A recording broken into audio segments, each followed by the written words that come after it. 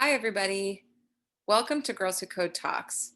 My name is Emily Heismas. I'm the Director of Alumni Programs at Girls Who Code, and we are so glad that you're here with us today. I'm really excited that you're joining us for our Girls Who Code Talk on tech career guidance. We have a couple of great guests, but I first want to introduce you to our moderator. This is Kiana Campbell, a recruiter for university and diversity programs at Xandr, an AT&T company. She has a background in higher education and nonprofit work where she was able to fulfill her passion for supporting students of color. Kiana has a love for bubble tea, watching sci-fi television shows, and baking, which is quite the collection of interests. Thank you, Kiana. Take it away. Thank you so much, Emily. It's a pleasure to be here. Again, my name is Kiana Campbell, and I'm super excited to be here to introduce our panelists for today, who will be discussing tech career paths and how to prepare for the workforce after receiving a comp sci degree. For our viewers, welcome. I enjoy reading the chatter in the chat box. Continue to use that chat box to share your thoughts and questions throughout tonight's conversation, and a member of the Girls Who Code staff will respond. With that, I'm pleased to introduce our panelists. Our first panelist is Natasha Valani, who's the Vice President of Human Resources at Fox. Natasha focuses on talent management, performance, recruitment, diversity, and the overall employee experience within technology and finance. Prior to Fox, she worked at MasterCard, where she received the 2016 MasterCard Global HR Excellence Award for her work in evolving MasterCard's performance management process to be geared more towards the employee experience. Second, we have Linda Tanil, who is a manager of GPS Experience Hire Recruiting at Deloitte. Linda plays a key role in recruiting highly cleared technical talent, mentoring and coaching candidates, as well as her team, in addition to building and implementing strategic recruiting strategies to drive business objectives. In her free time, Linda and her husband Greg enjoy time outdoors, such as running, hiking, and spending time with their two pups, Sunny and Blondie. So with that, let's virtual applause to our panelist speakers. And I'm really excited to speak with you both this evening. As we get set up, we're going to start the night with an icebreaker. Afterwards, we'll follow that by questions that will address the concerns of Girls Who Code college-aged alumni and students across the country who are either beginning, matriculating, or even ending their college experience. Then we'll wrap up the evening with a conversation focused on Q&A segments and questions from our viewers. Without further ado, let's get started. So welcome, Natasha and Linda. Our first icebreaker question is, what do you enjoy most about your role? And I'm going to ask you to answer in the order that you were introduced. As for our viewers, stay tuned and get ready to answer your own icebreaker question using the polls feature. This will be the first poll question of the evening, so stay alert because you only have about 30 seconds to respond after it pops up on your screen. So join us and let us know your thoughts as well for the icebreaker that pops up. For our panelists, again, what do you enjoy most about your role? And let's start off with Natasha. Yeah, great. First of all, thanks for having me. I'm so happy to be here and spend my evening. I'm based in New York City with you guys, so thanks for having me. For the icebreaker question, what do I enjoy most about my job? I think it's really the people interaction. I never thought I would venture into HR. I have a marketing background. I decided to dip into HR because, quite honestly, it paid the most. And out of school, I was coming out with a lot of college debt. So I took the first job that paid the most. But going in HR and using my marketing skills around consumer behavior, I think the people interaction, engaging with our tech employees is always phenomenal. It's really a joy and a pleasure to recruit and onboard our employees, engage with them, talking about the full talent life cycle. Whether it was at MasterCard or even at Fox today, but I think that's probably my answer for you. Thank you. And Linda? Great. Hi, good evening. I'm actually located in Northern Virginia, Centerville. So, for me, talent, I've always been interested in talent, from early on, working for a temporary staffing agency. Um, I then got involved in more of the recruiting, getting to know the candidates, and loved making the matches. Um, for me now, working for Deloitte, meeting with the candidates, working with the leaders, setting up the interviews, and then, seeing them in the office when we were in the office. So it's that full life cycle, helping, getting to know what's important to the candidate, and bringing them on board. Nice. Thank you for sharing that, and definitely see Mhm. the alignment between the both of you and your focus on candidate experience and really making sure that folks not just have a great experience while they're interviewing, but especially once they join the company. Mhm. And again, viewers, definitely stay tuned for your own question of your own that's going to be popping up on your screen. With that, that question is, what excites you most about your future career in tech? So really excited to hear some of your thoughts and what comes up from there.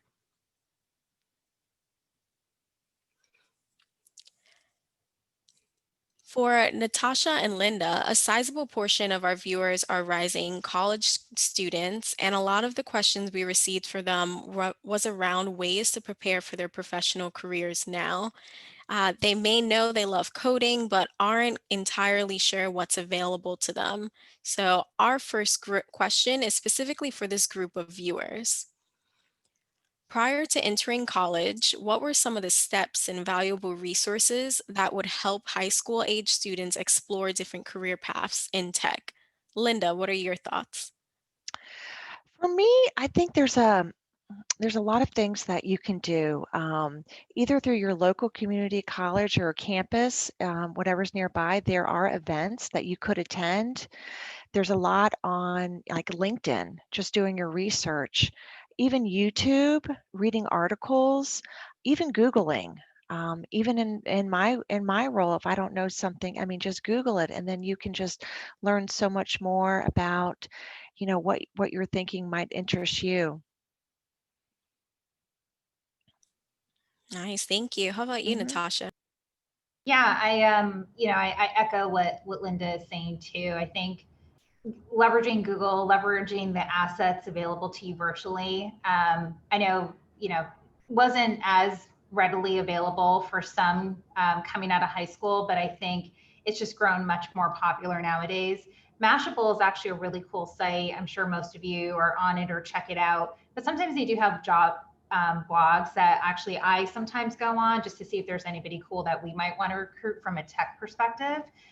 Definitely check that out. The other thing I would say too, coming out of high school, there are some companies, you kind of have to dig a little bit, but there are some companies that offer internship programs for high school students. Mhm. And it doesn't hurt to try something different. If you're into coding, but you want to switch careers and want to do something more on the engineering side or DevOps or something on the application front, I look and dig, again, echoing Linda, go on Google, find those internships. I know I had worked at a company called Terex Corporation in Connecticut. They do a high school intern program and they do a little bit of a soft rotation. So that's one example. I know some of you aren't local to the Connecticut market, but definitely do some digging and research. Thank you both, especially for the tangible tools there. And I know our viewers, you had an opportunity to also chime in on what excites you about your future career in tech. So if you're curious, just as I was, about 54% of you said solving problems using technology, and 40% mentioned learning new technologies. So hopefully you gain so much more insight with what excites you about your future career in technology. Now that we have a greater sense and understanding of what can be done to learn about career paths, this question is specifically for our alumni who have been looking at professional opportunities from, for example, from software engineer to UX designers. We see roles posted on the Girls Who Code Hire Me and LinkedIn. but what do these jobs entail? For the viewers who specifically asked for information around what it means to be in these certain career roles or opportunities, this question is for you. But first, audience members, we definitely want an opportunity to hear again from you. So complete the poll and inform us on this question. Do you already know what your dream job is, or do you need assistance figuring it out?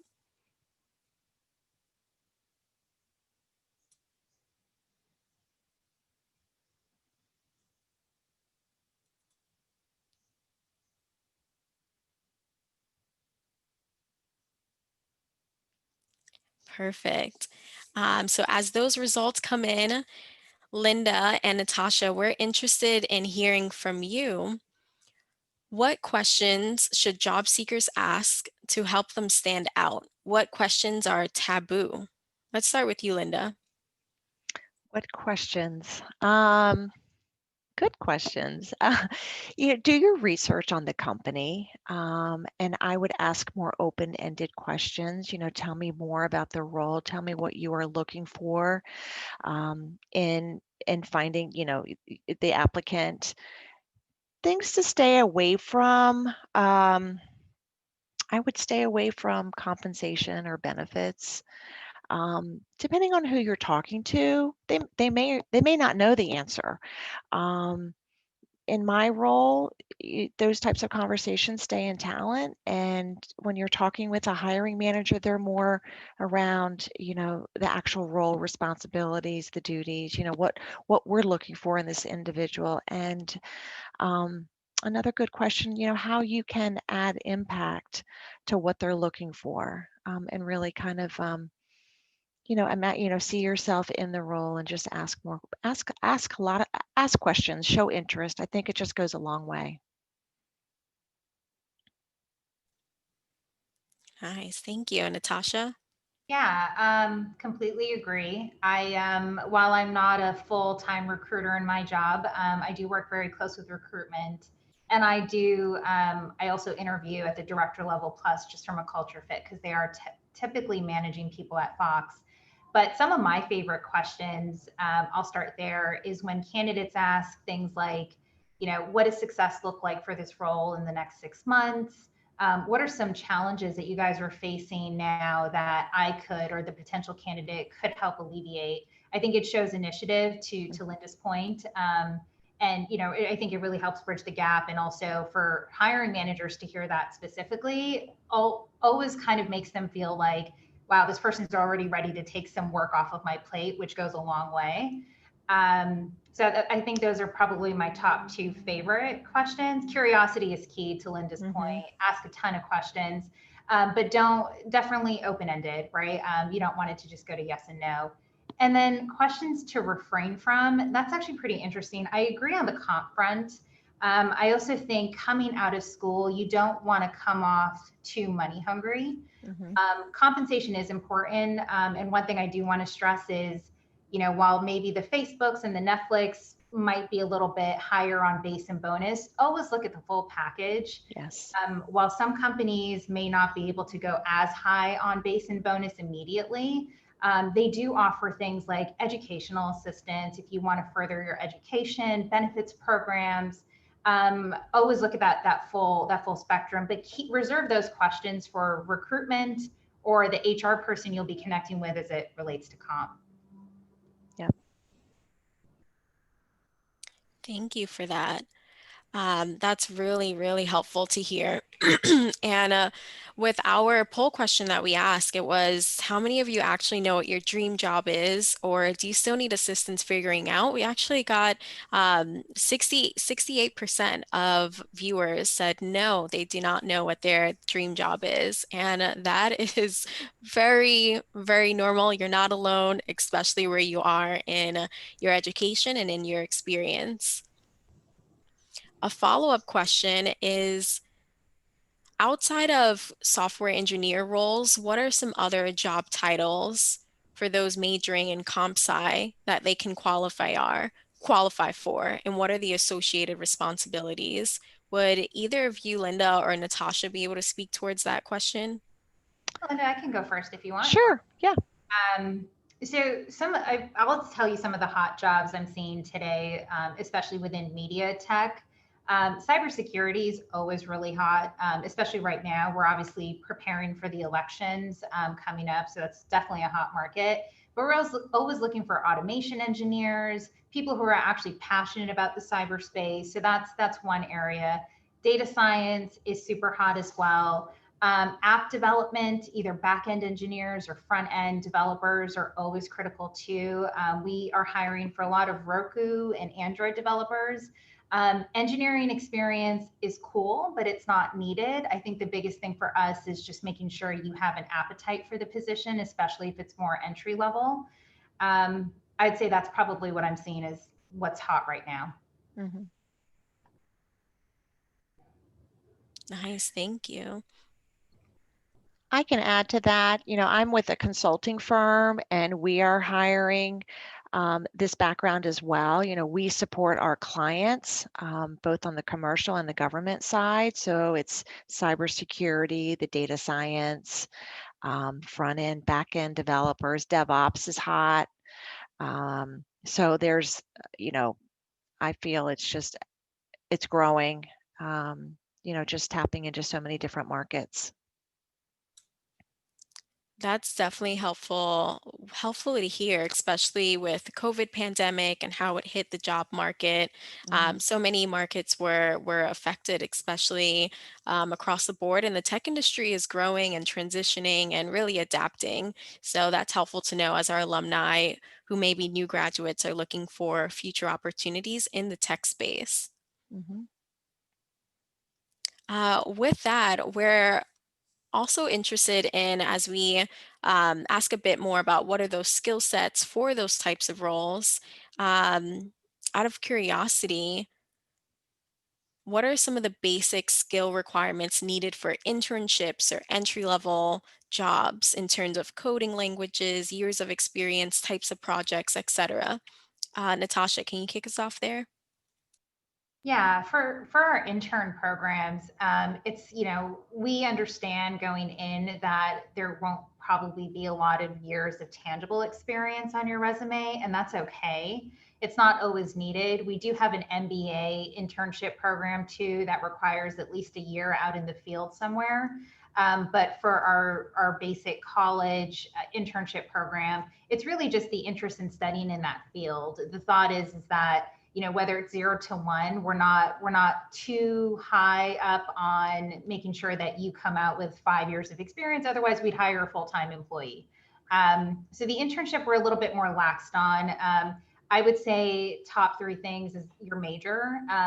If you're majoring in communications, but you're going for a cyber internship, you may not get the full foot in the door. We might look at your resume depending on what your interests are and have a conversation with you.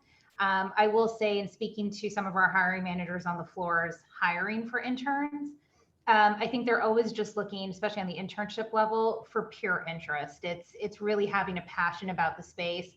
Our managers are really good at training and shadowing, allowing you to shadow. So you learn a lot coming in from an internship. But again, from an experience perspective, we're not requiring a ton. I echo the same. We're not looking at the experience. It is the interest, and the academic, background. They will look at technical skills, but again, at a very junior level. I mean, they're not expecting, years and years of experience. A lot of it is coming in to really see if you enjoy this type of work. A lot of it is, could be shadowing or having that kind of that visibility, a 6-week program. So I hope that helps. No, that really does help in hearing your experience and typically what you look for. And with some of these questions or some of these responses that you're having related to opportunities, out of curiosity, where can alumni learn more in detail about the titles you just mentioned, such as cybersecurity, etc.? I would say, just to kick it off, Google, definitely Google it. You can always go to Fox Careers if you're interested in a job with Fox. All of our jobs are posted in real time. I think we do have a section tailored to more of the entry level positions too. So definitely check that out. Most companies, if you're passionate about the brand of a company, I know MasterCard does a really good job at that too. Definitely look at the company site. But LinkedIn is great to look through. Indeed is an amazing tool to look through. Actually, one cool site that I just came across, it's actually a compensation site. It's called levels.fyi. And they actually break down real compensation data, similar to a Glassdoor, but from companies like Google and Microsoft, Facebook, Netflix is up there. Check them out because they also have a lot of repetitive job titles that you might be interested in. So you might get a sense of what you might want to get into. Linda, I don't know if you had anything else. Same. Check out Deloitte's career site, Google it. A lot of times, I have found just being in this space, a title could be different from just maybe a company has their own leveling. Just using Deloitte as an example, we have consultants and it could mean a variety of different responsibilities. You could be a data science, but you come in the firm and you're a consultant. So maybe Google, it could be, I'll just take data science as an example. You like Python, and then you could see different titles that do come up that could be of interest. So read more of the description, responsibilities. I think it just could open up other opportunities and not just, maybe the 3 or 4 that are maybe most common in the market. That's so true, especially in the tech space, like titles can vary. You can be a solution Yes, consultant or a solutions engineer or a technical account manager. All of right, those titles are very similar. right. So it definitely helps to focus on the skills as you're looking at those job descriptions. Another question we have is, does the college I received my diploma from determine which job opportunities will be available to me and how much I can request for my salary? Let's start with you, Linda. Um, I don't feel the college, just for speaking from Deloitte, we do recruit from a number of different schools, but all of our opening or postings are on our career site. So anybody can apply. Um, Coming in as an entry level analyst, that is our title, which could be data scientist, like I had mentioned. A lot of it is training. So as you're interviewing or applying, look at companies that are not only going to give you the hands-on keyboard skills, but maybe more the training background to help you, um, you know, tap into the market, get with your career. I think compensation, as Natasha mentioned, it's total package. Like look at that. It's not just dollars.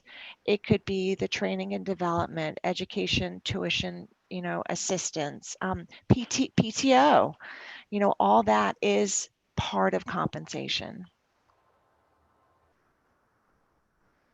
Yeah, and I would say to add to that, for our roles, no. I think that the college education piece, I'm actually a huge fan of. Give me a college dropout that's interested in coding and has done like a ton of stuff on the back end. I mean, we're really trying to be a little bit more diverse in our approach. So you're, while going to a great Ivy League school, I mean, kudos to you making through that. I think that's great, but it's not necessarily going to make or break anything. From a comp perspective, we always look at parity. So if you're an entry level coming into Fox at an engineer, the title for that would be an associate engineer. All of our associate engineers coming out of college they get paid the same. So I wouldn't worry too much about, if I'm graduating from MIT, does that necessarily bring me up like 10K more than some of my other peers coming from state schools? That's not the case. We're very big on parity. We're very big on diversity too. So we do look at, and in complete honesty, there are high school dropouts probably making more money than all of us on this call right now. So, we are very keen on that. Yep, I agree. Very true. I see a lot of employers that are focused a bit more on the experience and skills versus the education, and that's very common. Thinking about diversity of thought and perspective as you're hiring new folks to companies. So it's great to hear about Deloitte and Fox. Uh, our other question is, do companies offer development programs for college students who are entering the job market to help them adjust to their first time role? We'll start with you, Natasha. Yeah, it's a good question. We're probably not the best at it just yet. I think coming on board, what you do get, especially at Fox, I know some other companies, actually Mastercard's pretty good at that too, but there's a lot of on-the-job training, a lot of shadowing. Your managers will probably buddy you up with somebody who's a year or two ahead of you that you can learn a lot from. When it comes to specific hard skills to learn, versus the soft skills, we do have LinkedIn Learning is our go-to learning channel. And we have access, unlimited access to all of the virtual training opportunities there. So if it is something in Python or it's coding or it's something that might up your skills a bit, we do have that at, free disposal to all of our employees. But coming in, it's really, working with your managers who are also very hands-on and your peers. Nice, thank you. Anything you'd like to add in, Linda?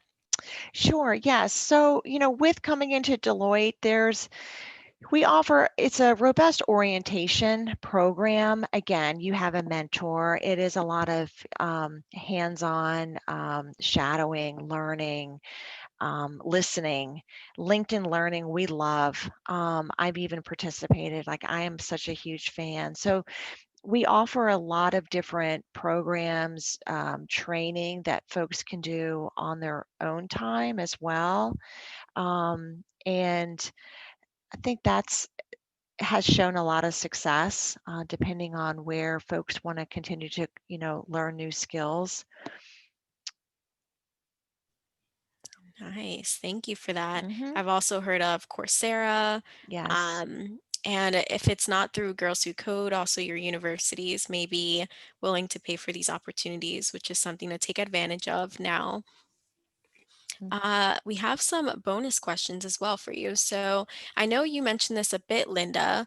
Can you share a bit more? And then Natasha, what are some of the rotational programs that your company may offer for some of those, for folks who are like just now joining the workforce and their first full-time opportunity? So speaking of Deloitte, they meaning more at I'll call it at the analyst level. There's a rotation program where you may be on a project for it could be 6 to 12 weeks, and then they will roll you off just to give you that experience. They have found great success in that.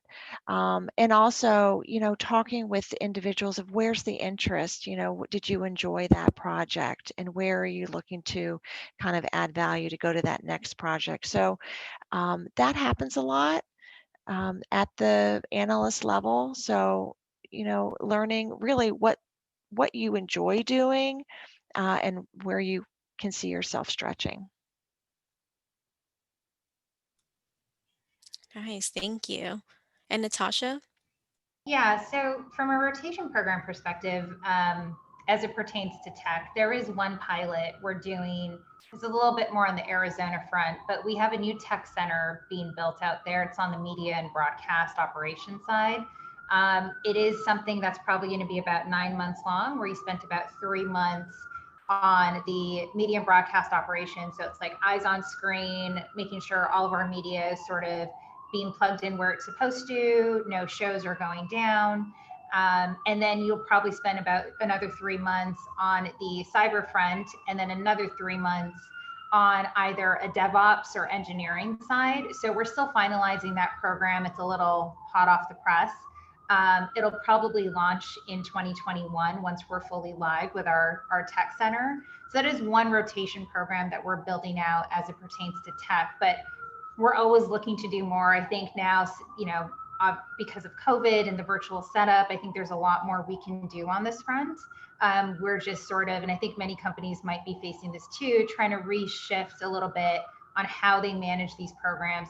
I think when you're on site, it's a little bit easier to be a sponge and learn more and ask peers for questions. So it's taking us a bit of time to mold something perfect for a virtual setup.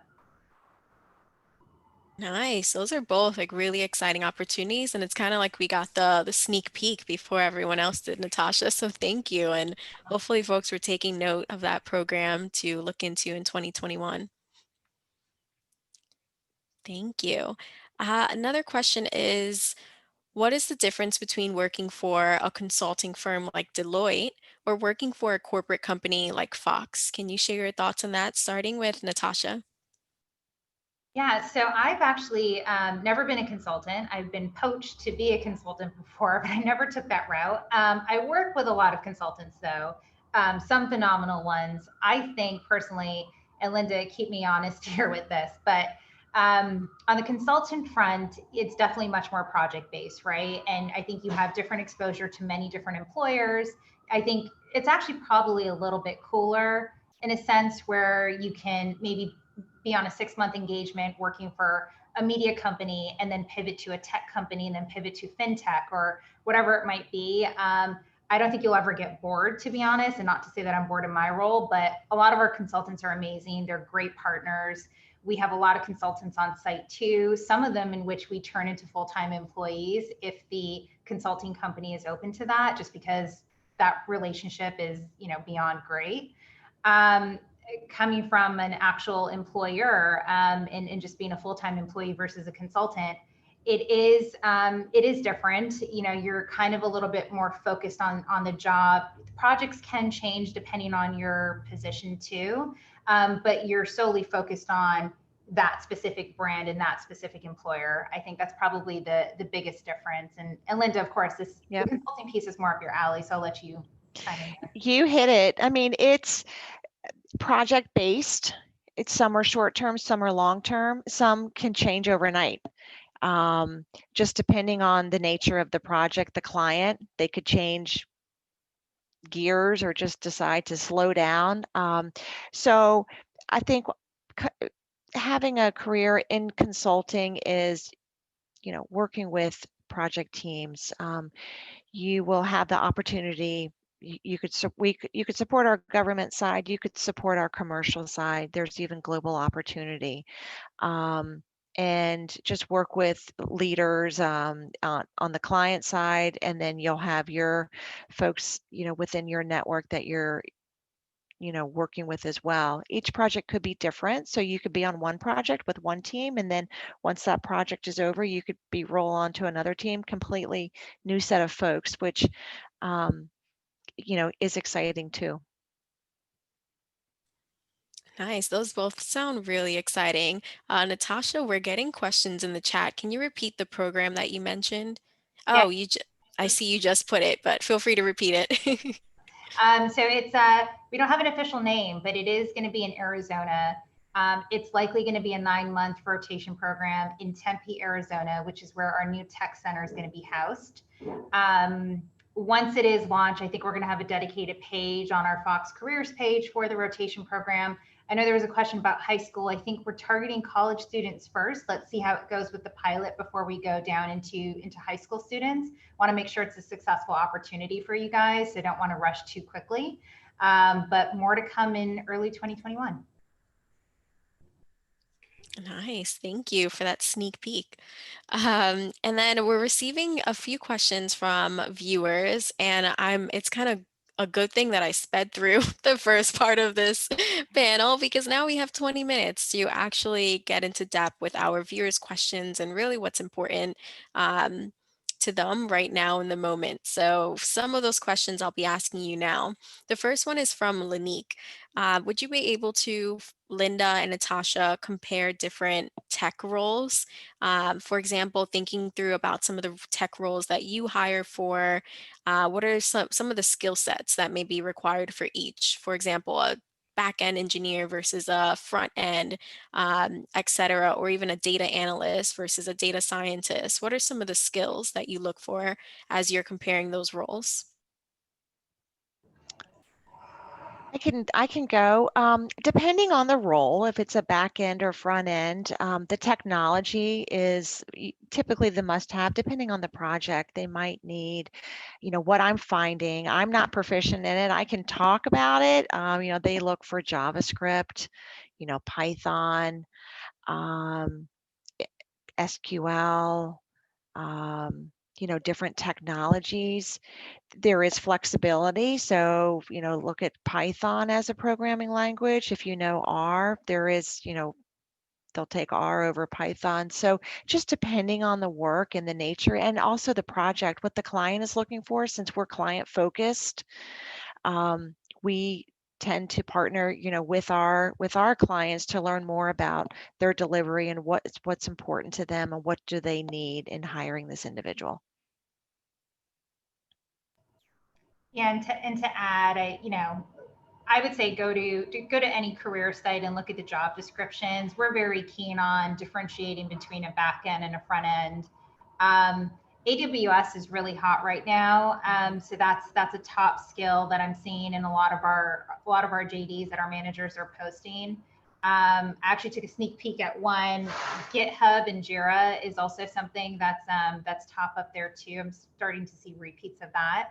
From a data perspective, if you're interested in the data front, I think being a data scientist, actually, it's pretty cool, but, passionate about obviously assessing trends, gathering data, but looking at data sort of thoroughly to provide business updates in terms of, 6 months out from now, this is probably where we need to pivot or what we should focus on.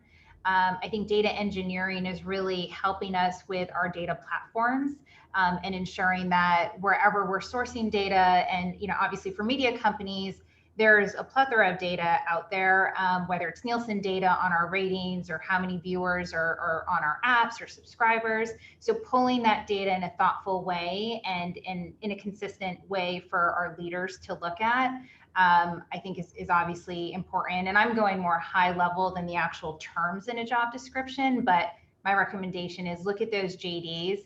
It may not pop out at the very front because we always want to give like a quick intro in terms of what we're looking for, but look at those bullet points because it'll start coming out.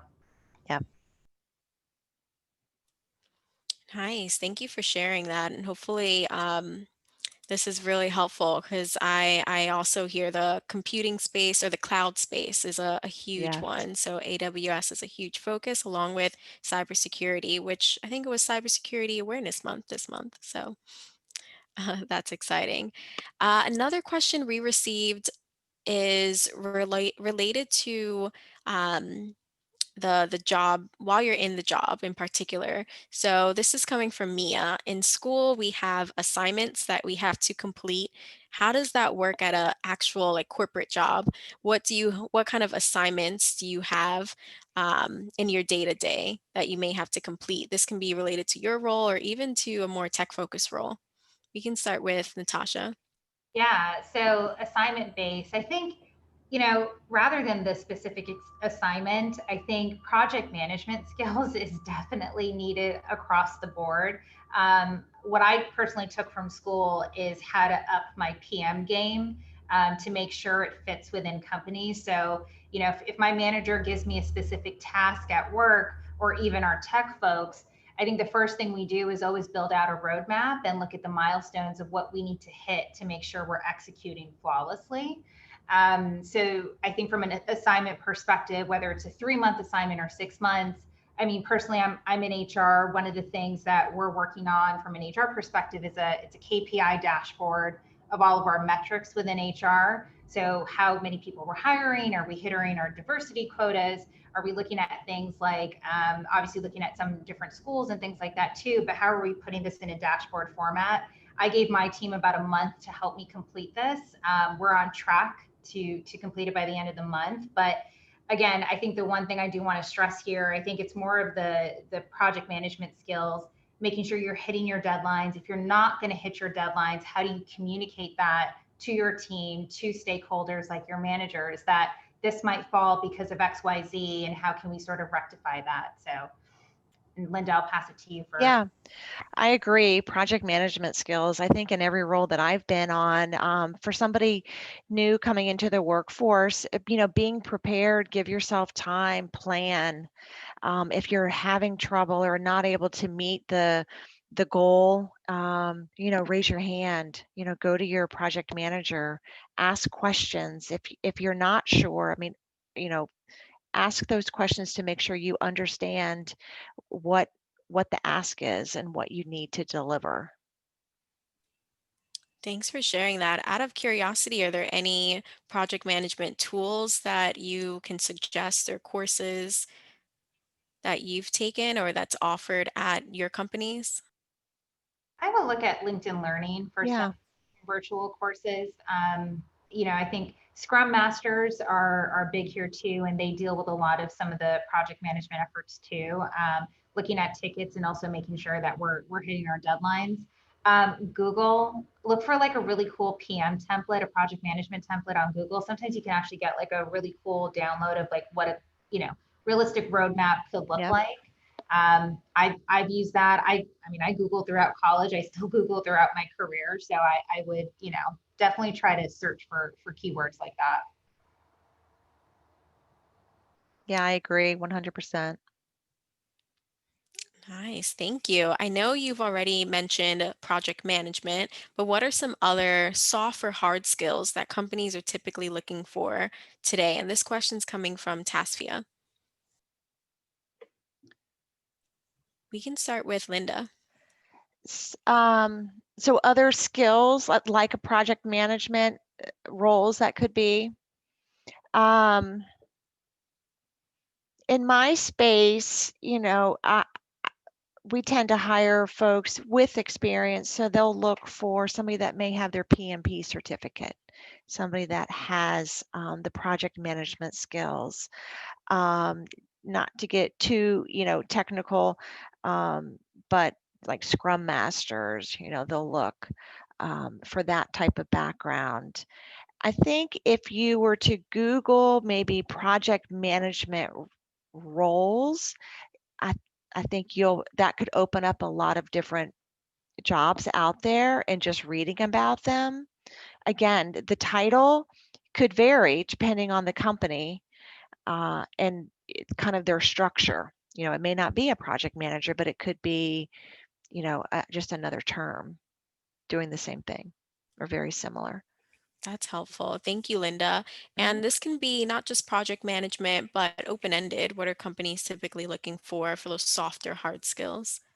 I think on our end, and some of the other companies I've worked for, I think on the softer skill side, learnability and curiosity goes a long way. So, we've seen brilliant engineers come in, but they're not, if the company pivots or the direction of a project pivots, they're just really focused on their role.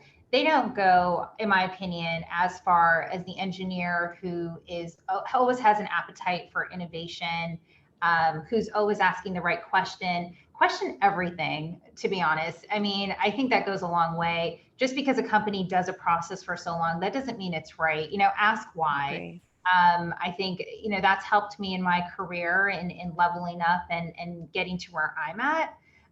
But I've always questioned our processes. It's, and because we do it 1 year, go through a full cycle sometimes too, before you question every single thing, see how it's done. And then I think taking a serious intake on the inventory of why we do it. And then even providing, don't just question it, but also providing thoughtful sort of responses as to, I see we've done it this way for some time. I wonder if we could probably introduce this part into the process, because I think it might save us time or money or whatever it might be. So that curiosity component, I think, will take you very far in your career.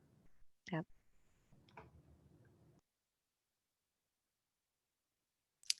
Thank you. And now we're on to our last question. This question is, if we are majoring in computer science, but we don't really know if we like coding, will graduating with a computer science and coding experience allow me to get a job in the tech sector that won't necessarily deal with coding? In other words, let's say I graduated with computer science and coding, but I'm not sure if I want to do coding. What kind of degrees or maybe roles can I look for at your companies? We'll start with Natasha for this. Yeah, so computer science degree is interesting. I do think um, the degree itself, it doesn't really lend itself to that specific sort of job here. I think if you wanted to be a developer, if you wanted to even get into the engineering track, but you're fresh out of school, we're not always looking at what you graduated with or what your major was. I also think taking certificates, like AWS is offering a ton of certificates. You could be AWS certified in 6 months if you wanted to.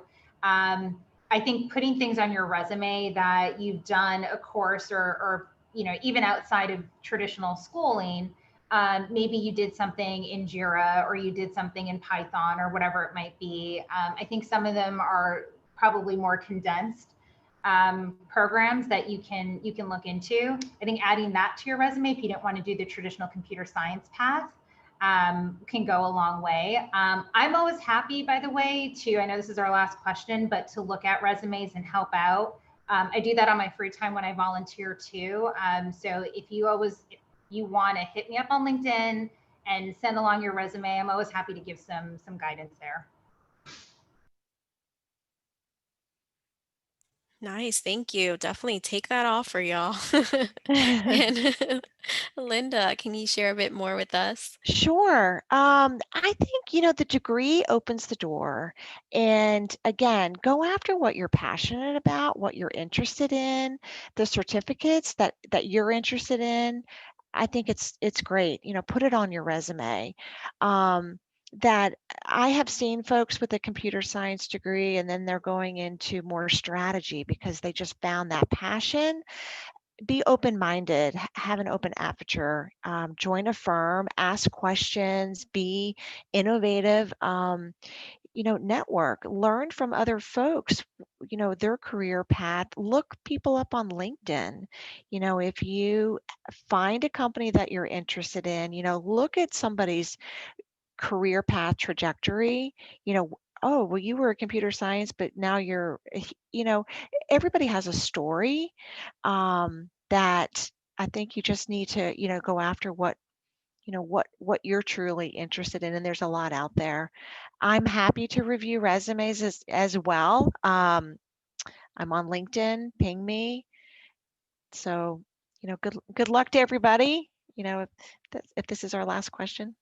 Yes, that was our last question and really appreciate it.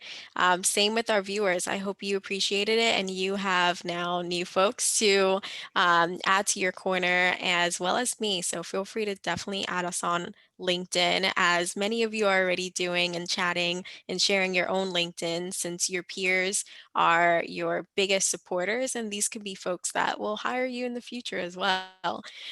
So with that, we have come to an end of our discussion. Please let us know your thoughts by submitting our 1-minute survey. So what you can do is pull out your phone, pull it up to the camera feature and hover your camera over the QR code on your screen.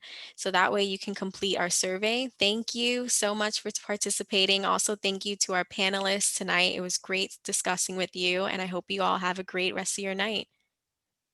For having us. Thank you.